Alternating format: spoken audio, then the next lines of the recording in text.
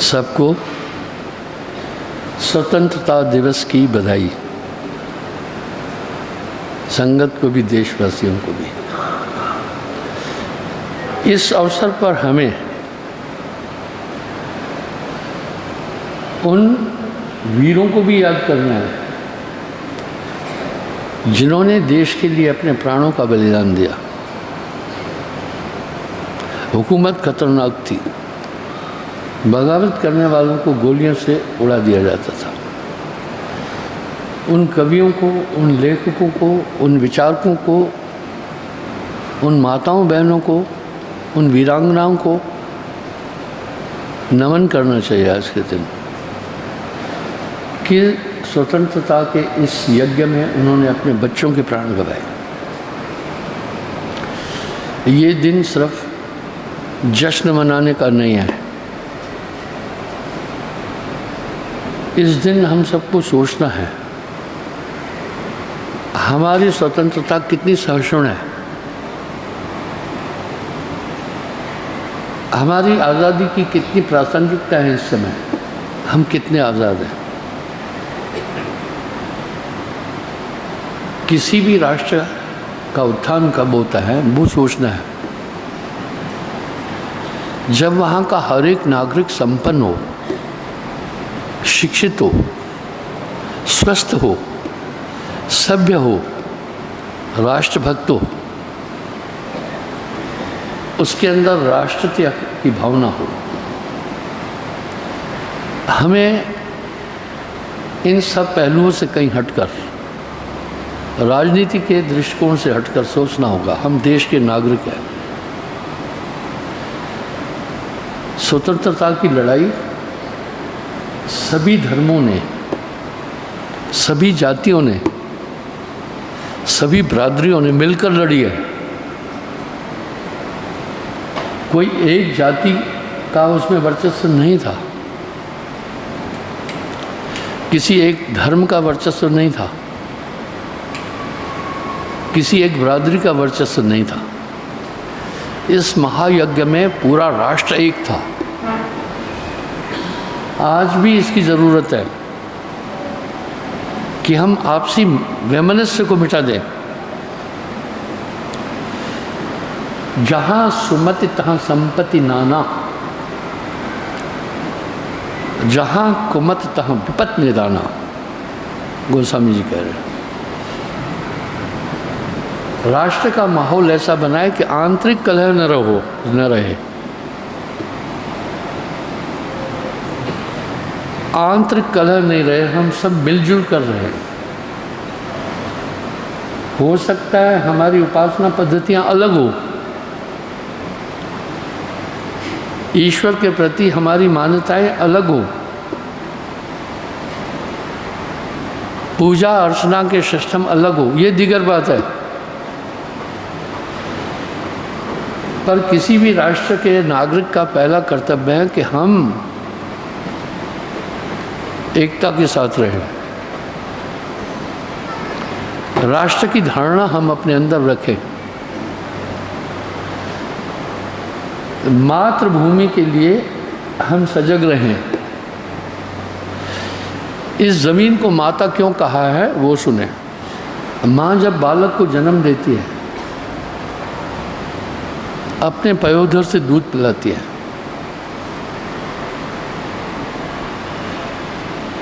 बच्चा जैसे थोड़ा बड़ा हो जाता है तो उसको ज़्यादा दूध की ज़रूरत पड़ती है, डाइट की। माँ उसकी पूर्ति नहीं कर पाती है, उसे अपने पयोधर से अलग कर देती है। कहती है बेटे देखो,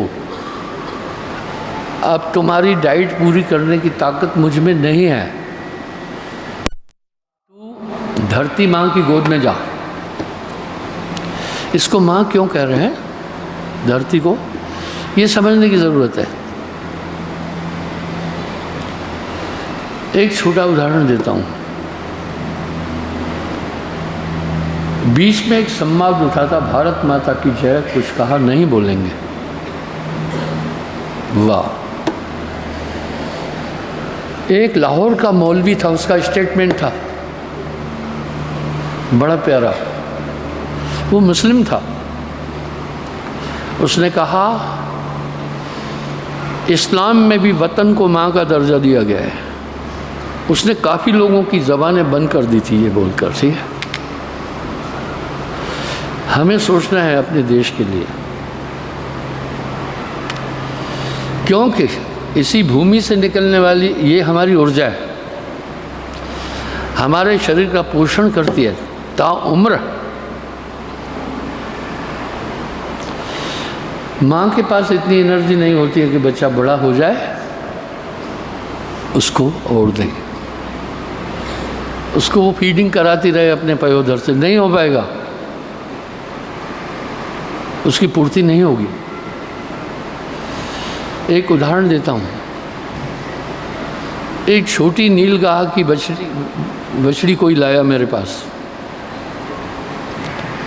मुझे कहा ये जंगल में अपनी माँ से भटक गई है, इसको पकड़ने में मुझे बहुत टाइम लगा, ये बड़ी प्यारी सी है, इसको आप अपने पास रखो। मैंने कहा भाई ये माँ के बिना कैसे रहेगी? बोला देखो, इसको अगर हम छोड़ देंगे कोई खा जाएगा, इसको तो सभी खा जाएंगे, कुत्ते खा जाएंगे, जंगल में सब खा जाएंगे, इसको आप पालो। मैंने कहा ठीक है। अब वो बच्ची क्या कर रही थी नीलगाह की, गौशाला में मैंने रखा। किसी भी गाय के पास जाए तो गाय बिछड़ रही थी, ये कौन सा जानवर आया, कोई भी उसको दूध नहीं पिलाया, वो भूखी थी। मैंने क्या किया, मैं धरती माँ पर ये बात उठा रहा हूँ, मैंने निप्पल का यूज़ किया। मेरे दिमाग में आया माँ जब बच्चे की डाइट पूरी नहीं करती है तो निप्पल से दूध देती है, उसको निप्पल से दूध पिलाने लगी, 1-8 किलो। थोड़ी बड़ी हो गई, अब उसको बाल्टी में दूध देते थे 2-2.5 किलो। वो बाकी किसी से मतलब नहीं रखती थी, मुझसे रखती थी। बाकी कोई हाथ लगाए बुरा मानती थी, मैं हाथ लगाऊं बुरा नहीं मानता। वो ये जान गई ये गार्जियन है, तो दूध पीने के बाद मेरी तरफ यूँ करती थी, यानी इशारे में कह रही थी पेट नहीं भरा है। वो दूध 5 किलो पीने लगी। खैर कोई बात नहीं, हमारे पास बहुत गायें हैं, दूध। मैंने कहा यार ऐसे कैसे चलेगा, इसको अपनी नेचुरल डाइट की तरफ ले जाना है।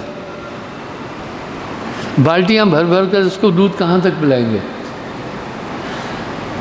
तो मैंने उसके पास, क्योंकि बेसिक वो जंगल का जानवर है, गाय है, वो तो हरी चीज़ खाएगी, मैं सहतूत की पत्तियां काट कर उसके पास ले गया, खा लिया उसने। वाह, मैं जान गया।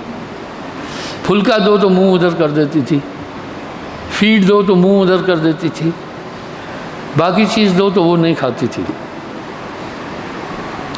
अब मैं उसे हरी पत्तियां, फिर धीरे धीरे क्या किया, जब मैं फुल्का दूं सूंघ करके हट जाती थी। मैंने कहा खाओ। धीरे धीरे फुल्का खाने लग गई। धीरे धीरे मैं उसको गाय बना दिया, गायों के साथ खाती थी कुंडली में। वो भूसा भी खाने लगी, बर्दर रोड में वो भी।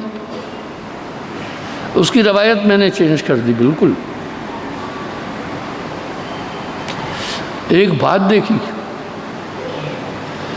उसके साथ कोई बछड़ी गाय की खाए वो नहीं कुछ कहती थी, अगर बछड़ा आए सिंग से मारती। हाँ, यानी उसको भी पता था ये नर है ये मादा है। देखिए, आप जानवरों को समझने की कोशिश करो तो आत्मा नजर आ जाएगी आपको। इसलिए तो हमारा धर्म भी अहिंसा का पाठ पढ़ाता है। इस तरह माँ बच्चे को फीडिंग नहीं दे पाती, अपने पयोधर से उतार देती है, कहती है जा अभी। बड़े हिसाब से चलती है माँ।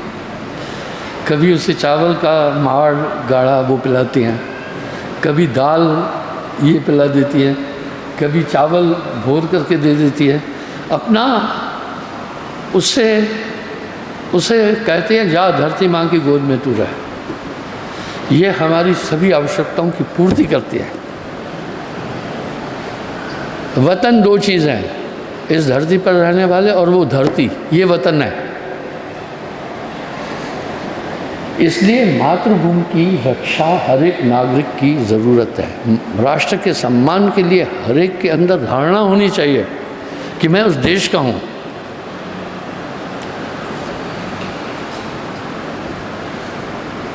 भरा नहीं जो भाव से, सो देश का जिसमें प्यार नहीं।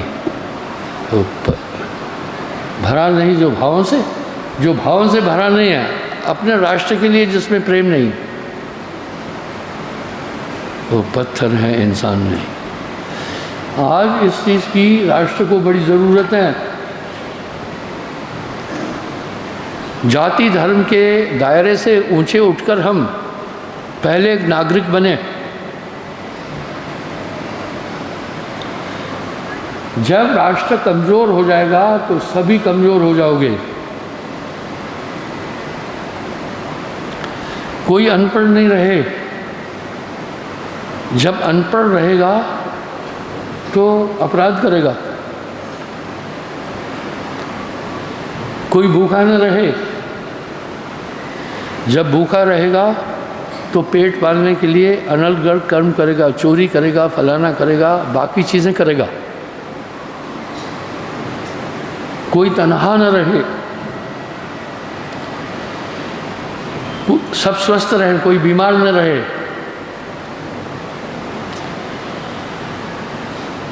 इसलिए राजा का काम बनता है।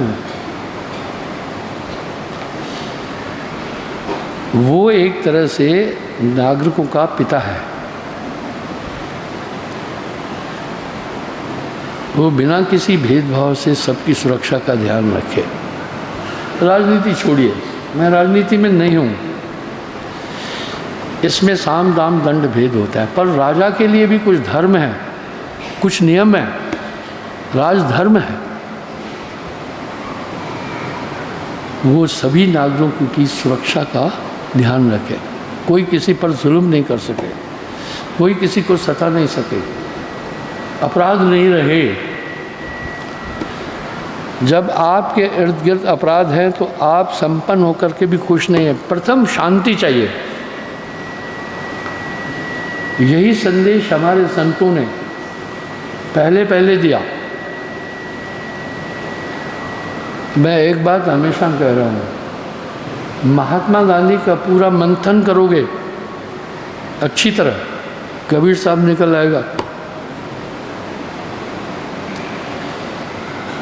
कोई व्यसनी न बने, कोई अपराधी न बने, उनकी आवश्यकताओं की पूर्ति हो, तब कोई देश मजबूत हो जाएगा। कुछ कितने छोटे छोटे देश हैं, इतने ताकतवर हैं, क्योंकि वहाँ के नागरिकों के अंदर अपने राष्ट्र के प्रति एक भावना है। आप छोड़िए ना जाति बिरादरी को, आप छोड़िए ना राजनीति को, अपनी जगह है। हम सबसे पहले एक इंसान है। यही शिक्षा हमारे वेदों ने भी दी है, आत्मवतम सर्वभूतेषु। तो इस दिन पर राष्ट्र को मजबूत करने के लिए बातें नहीं, इन चीज़ों पर अमल करना चाहिए। सजग होकर के हर नागरिक का ध्यान रखना चाहिए। उदाहरण दे रहा हूँ, राष्ट्र के प्रति प्रेम नागरिक में होना चाहिए, एक जज्बा होना चाहिए। स्वामी राम तीर्थ जी जा रहे थे जापान, तो उस समय हवाई जहाज़ बड़े कम थे। पहला तो कॉमर्शियल फ्लाइट जो है 1908 में चली है, फ्रांस से या अमेरिका से चली है। तो पानी के जहाज़ में लोग जाते थे, बहुत लंबा टाइम लगता था। जापानी जहाज़ में थे, तो वहाँ क्या है, मांस सस्ता है, वेजिटेबल महंगी है। तो जो लोअर क्लास था उसमें मांस था भोजन में, जो अपर क्लास था उसमें वेजिटेबल्स थी। तो राम तीर्थ कुछ दिन नहीं भोजन किए थे। यहाँ से भारत से विद्या अध्ययन करके जापानी जा रहा था।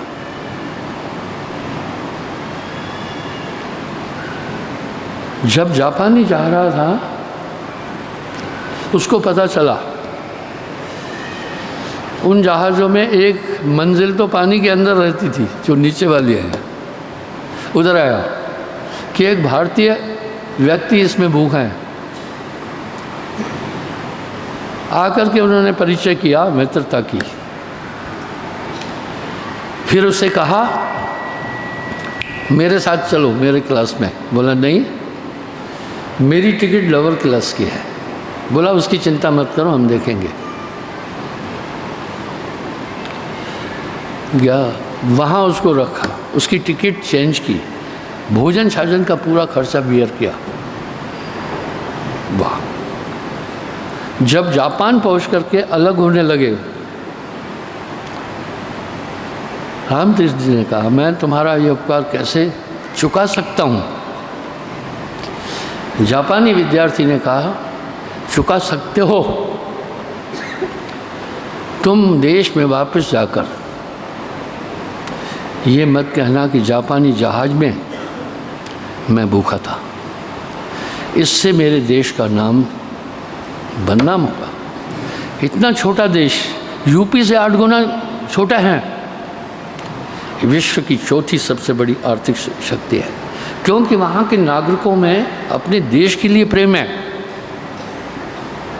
एक भाव है।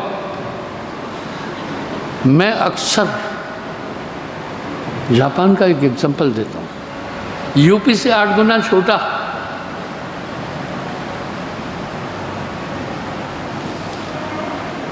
हम तो बहुत है, हमारा तो देश विशाल है, दुनिया का सबसे ताकतवर देश हमारा होना चाहिए।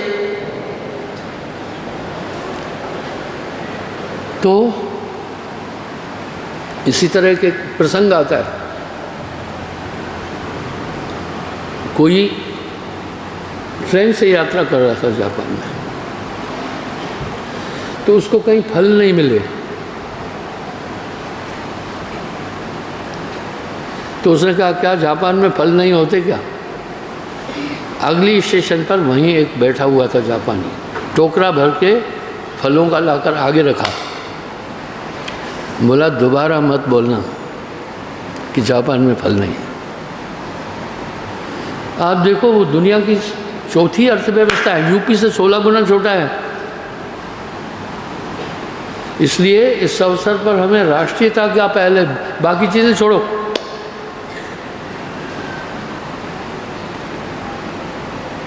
हम में सामंजस्य होना चाहिए। मैंने एक एग्जाम्पल दिया कई बार, ये मेरा आम का पेड़ मेरे आंगन में है, इसमें तोते भी आते हैं, इसमें कौवे भी रहते हैं, गिटारी भी आती है, टिटेरी नहीं आती है, इसमें कोयल भी आती है, चिड़िया भी रह रही है, कोई झगड़ा नहीं कर रहा है, समझौता कर लिया उन्होंने, हमें इसी पेड़ पर रहना है। समझौता कर लिया, हम क्यों नहीं कर पा रहे हैं आपस में सामंजस्य? कहीं ऐसा तो नहीं कोई अपने निजी स्वार्थों के लिए हमारे अंदर दुराव पैदा कर रहा है? हमें उससे बचना होगा। माफ़ी चाहता हूँ, मैं किसी राजनीति का जिक्र ही नहीं कर रहा हूँ, मैं एक सन्यासी हूँ। दूसरा, जंगल में जानवर भी आपस में सामंजस्य बिठाते हैं। एक दिन मैं जा रहा था, फाटक पर गाड़ी रुकी, ट्रेन आने वाली थी, इधर कुत्ता सोया था, इधर बिल्ली, ठीक है। बेसिकली ये एक दूसरे के विरोधी है, पर उन्होंने सामंजस्य कर लिया था यही दोनों को रहना है। एक भूमि पर रहकर ये कैसा बात है? फिर हम में क्यों राग द्वेष है? हमें ये बात कभी नहीं भूलना है, हम सबसे पहले एक इंसान है, बाकी बातें बात की है। हमारा पहनावा अलग हो सकता है, ये क्लाइमेट के कारण होता है। उदाहरण दे रहा हूँ, एक आदमी धोती पहन कर गया, अमेरिका में था, एक अंग्रेज ने कहा व्हाट इज़ दिस? उसने कहा ऑल राउंड एयर कंडीशन। अंग्रेज को बोला ये ऑल राउंड एयर कंडीशन है। हमारे भारतीय वातावरण में पैंट शूट नहीं करती है, पैंट पहनने वालों को पसीने आ जाते हैं। कंफर्ट है। देखिए मेरी यूनिफॉर्म, ये सदाबहार। आपने अपने आप सादगी से भी तो रहो ना थोड़ा भैया, खर्चे कम करो ना। वाह, आपके पास एक सूट होगा दफ्तर में यहाँ ऑफिस जाने का, आपके पास एक सूट होगा वर्किंग करने का, आपके पास एक सूट होगा स्लीपिंग सोने के टाइम, आपके पास एक सूट होगा पार्टी वियर, आपके पास एक और सूट होगा कौन सा, शादी ब्याह में पहनने का। इन सब सूटों को आपने, हमारे बुजुर्ग बहुत स्टैंडर्ड से रहते थे, बड़ी सादगी से रहते थे। सुनो,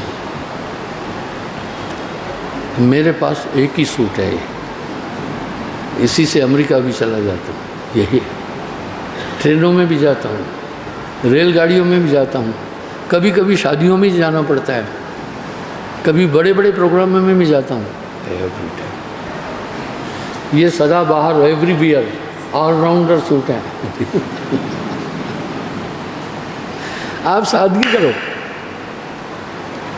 अगर आपका पड़ोसी भूखा है उसका भी ध्यान रखो। एक शेर है बहुत अच्छा, मारना है अगर किसी को मार दो एहसान से,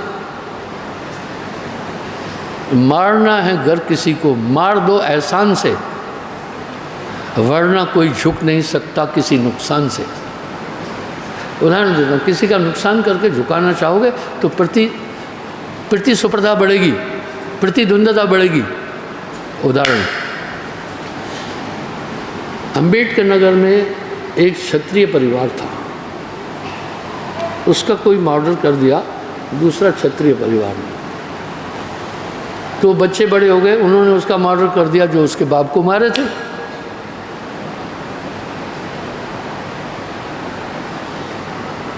उसका मर्डर कर दिया, उसके बच्चे बड़े हुए, उन्होंने क्या किया, फिर उसको मार दिया।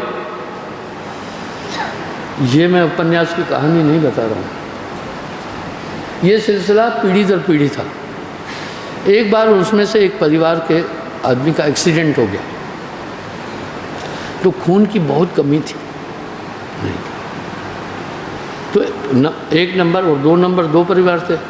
एक नंबर के परिवार ने के बुजुर्ग ने कहा वो लड़का मर जाएगा खून के बिना, तुम ऐसा करो, अपने पोतरू यहाँ बेटे को कहा खून दे के आओ उसको। हॉस्पिटल में उसने अपने विरोधी को ब्लड दे दिया, वो बच गया। उसके बाद प्रतिस्पर्धा खत्म हो गई, कत्ल खत्म हो गए। सामंजस्य से बिठाओ, मत लड़ो, सबको बच्चे प्यारे हैं, सबको जान प्यारी है, सबको सुख दुख एहसास होता है। वैष्णव जन तासे ने कहिए जो पीर पढ़ाई जाने। साहब ने यही शिक्षा पूरी दुनिया को दी। अगर आप महात्मा गांधी का मंथन करोगे, कबीर साहब अंदर से निकल आएगा दाढ़ी वाला। ये काशी कबीर चौराहा में महात्मा गांधी ने स्टेटमेंट भी दिया था।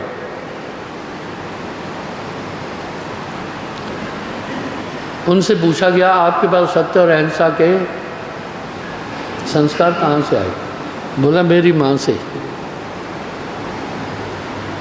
मेरी माँ से। उनके पास कहाँ से आए? बोला वो कबीर साहब की भक्ति करती थी। आज भी उनके मिट्टी के मकान पर साहब का ये दोहा है, श्वास श्वास प्रभु सुमर ले वृथा श्वास ना खोए, ना जाने के श्वास से मैं आमन हो ना हो। जब विमल से रखेंगे नुकसान है, उसको देखकर आप जलते रहेंगे, आपको देखकर वो जलता रहेगा, खामखा खून जलाना है। क्या बात है साहब की। जो कोई तो को कांटे बोए उसे बो तुम फूल, तुम्हें फूल के फूल है, बाको है तरसूल। इसलिए वर्तमान में राष्ट्र को एक चीज़ की बेहद ज़रूरत है, उस पर कोशिश की जानी चाहिए, क्योंकि हल और नहीं है। इसके अलावा हल नहीं दिख रहा है। हम लोग 20 करोड़ मुसलमानों को नहीं मार सकते, पूरा विश्व हमारा विरोधी हो जाएगा। और 20 करोड़ मुसलमान 100 कुछ करोड़ हिंदुओं को नहीं मार सकते, तो ये लड़ाई कैसी है फिर?